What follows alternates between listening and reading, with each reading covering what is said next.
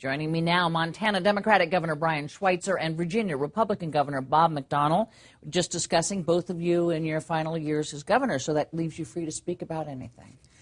Have been anyway. That's right, that's right. I want to start out with something that a regional administrator for the EPA, I had to say, that's gotten a lot of buzz this week. It was Region 6, which I think is two west for you and two south for you, but nonetheless, this is from an EPA administrator. It was kind of like how the Romans used to, conquer little villages in the Mediterranean. They'd go into a little Turkish town somewhere, they'd find the first 5 guys they saw, and they'd crucify them.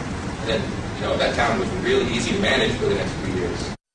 Now, he was talking about going after a couple of oil and gas companies, and, you crucify the first couple ones and everybody else learns a lesson, is essentially what he was saying.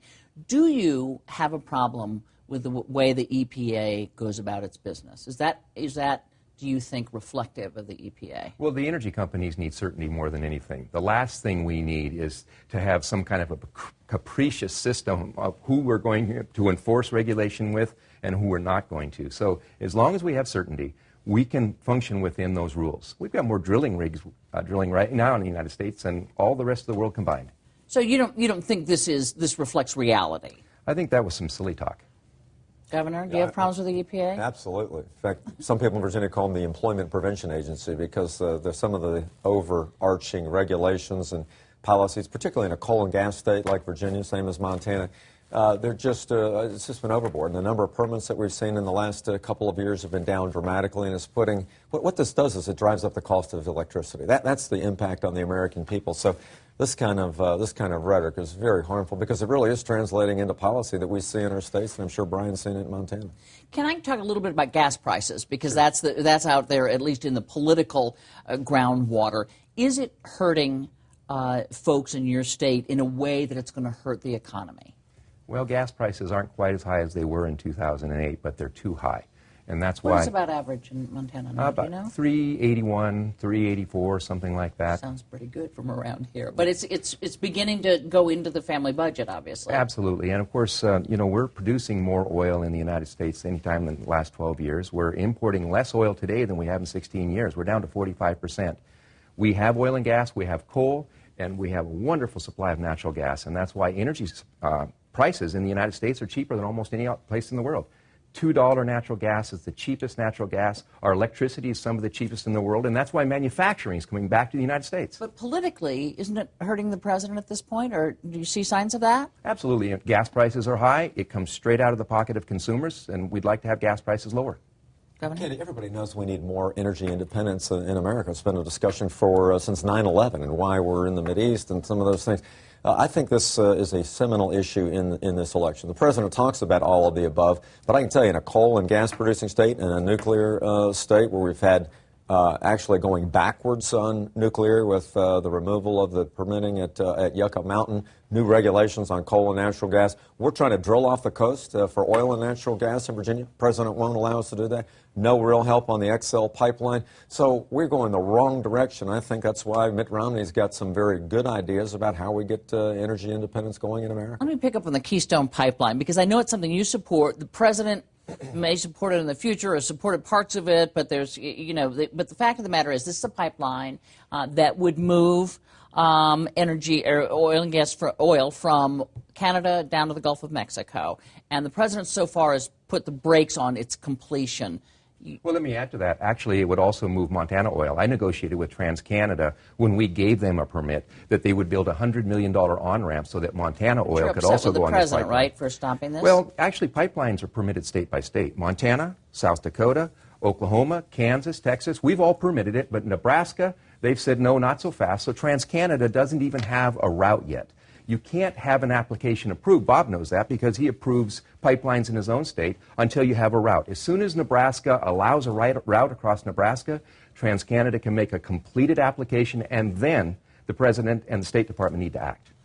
And but so you're not upset? You think this is not politics at play here? Well, the yeah, slowness? Of course. Congress is yakking about it, but frankly, the State Department only has a role because it crosses an international border, Montana and Alberta. If there was no international border, it's only states. As soon as Nebraska acts, then TransCanada can get a full application before the State Department, and then they need to act. Governor, let me move you all on to some issues key in your state. You have a voter ID law that is either near or sitting on your desk. You had criticized it in its current form, saying that you really worried that it would disenfranchise some people who otherwise would have votes that counted. Are you going to sign that or not? I'm still working through it. I mean, we're entitled to one man, one vote. Not two votes, but not no votes. And I'm trying to make sure that the bill that I've got back strikes that proper balance with some of the things that we can do. You know what's in it, though, and you have been opposed to. You wanted to soften it a bit, Well, make it slightly easier. I thought it would be easier to have a signature comparison as opposed to making a voter come back. So I'm meeting with our state board of elections, the attorney general, to find out whether or not this, whether or not we can make this work. Democrats say it would disenfranchise their voters, and that's why it's happening.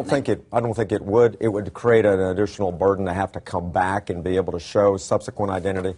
But we've had a number of cases of voter fraud, most of them in the registration stage, and we want to make sure we got good, clean elections. I mean, that's fundamental to democracy. Sure. Leaning one way or the other, you know what's in this. I'll let you know in a couple of weeks. I'm still looking at it. Okay, come back in a couple of weeks. I want to read you something, Governor Schweitzer, that you said. This is from October 2006. Nothing goes away, as you know. If he, meaning Mitt Romney, gets the nomination, I might support him. Well, it's 2012, 6 years later. He's on his way to getting the nomination. Would you support Governor Romney? No, I'm not supporting him. He's a friend of mine. We traveled together in Iraq and Afghanistan, and when you're in a war zone and you travel with somebody, you learn a lot about their family, a lot about their business, a lot about their values. But of course, I think that the whole Republican Party has taken a right turn. It's as far right of where Reagan was, and so I'm not supporting him. I think he's a good man, and I think he has some good ideas, but I'm supporting Barack Obama. This is his last year in office. He could have done it. He could have made news here today. Absolutely, especially since you liked him. I'm supporting Mitt Romney because he's the best guy for America right now. And I want to ask you that. I want to play you something. You both were there, I think, last night at the White House Correspondents' Dinner, as was I, and something Jimmy Kimmel had to say. There's always truth in humor.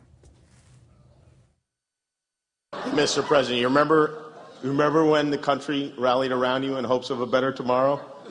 That was hilarious. So, little truth in that. Is the president, were expectations and hopes so high that he's now suffering from that in the polls? We're actually coming back from the brink. We've had 25 consecutive months of positive job creation, not in the public sector, but in the private sector. So we're on the mend. And the good news, and we need to get this out as leaders, we need to tell the world that we have the most innovative workforce, we have the least expensive energy, and manufacturing is actually starting to come back to the United States for the first time in 20 years. That's a good sign.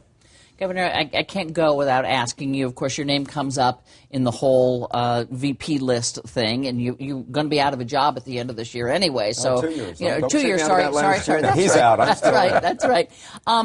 You signed a bill that required a non-invasive ultrasound for anyone that would get an abortion. Do you think that hurts you on that VP list? Look, that's completely up to Mitt Romney. I'm not worried about that. What I am worried about, though, is the future of the country. 8.2% unemployment rate now for 38 consecutive months, a crushing $15.5 trillion national debt. I want to do everything I can to make sure we preserve the American dream for my kids, his grandkids, and the rest of America. That's really what's at stake. And I think this hope and change message we saw 2 years ago, it's now recession and division. I think this is going to be a tough campaign, but I think people want the positive things about America. I agree with Brian. It's the most entrepreneurial people in the history of the world. We just got to do better to bring out their best, and Mitt Romney's the guy to do it. Governor McDonnell, Governor Schweitzer, no agreement here, but great discussion. Thank you guys so much. Thanks, Candy. Good to be back. Brian.